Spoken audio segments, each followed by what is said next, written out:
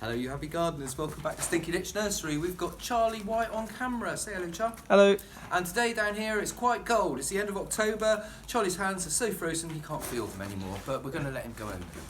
Anyway, what I'd like to talk to you about today is planting out your agapanthus seeds. Now you can do this in the spring. I do it at this time of year and I get good results with it. So this is what I do. You'll need a pot, quite a deep one because we want a lot of root growth in this. You can leave it in the pot for a year. I'll show you in a minute what I mean, and they'll still be viable plants. You want a good seed mix. Now I've used a third topsoil, sterilised topsoil, a third recycled grow bags and a third gritty sand. Sieve it together, mix it together, and I've got quite a good moisture level in that. Can you see that?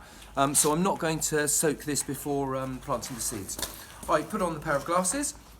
And we take the agapanthus pods that we collected a month ago.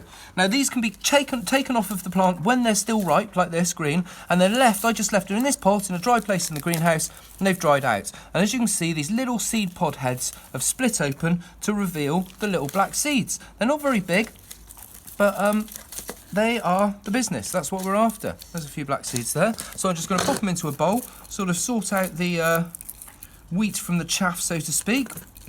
And there we go, there's a few seeds for us to plant out. Right then, Charlie, if you'd like to spin back a bit, we get our pot and we put our mixture in there and we fill it up to, not quite to the top, but like that.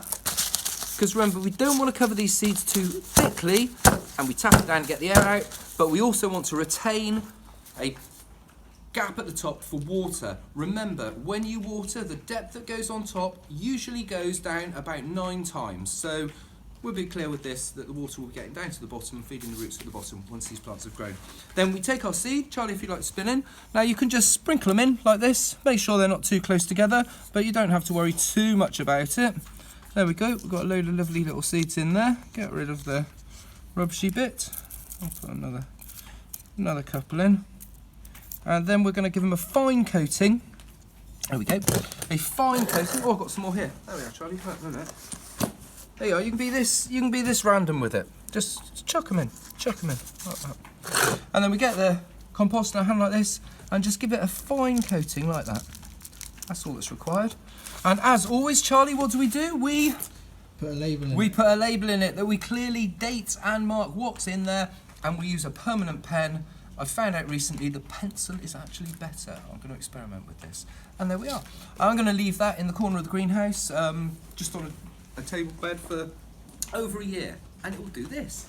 Now, funnily enough, this one here, I planted the seed out for this exactly a year ago today. Well, 2 days out. This one's on the 26th of the 10th, 2017. And as you can see, the little seedlings have come up. All the moss has grown up in here, all the liverwort and everything like that, but they don't seem to have minded. We're going to be potting these up in spring, but for the winter, they're just going to sit there.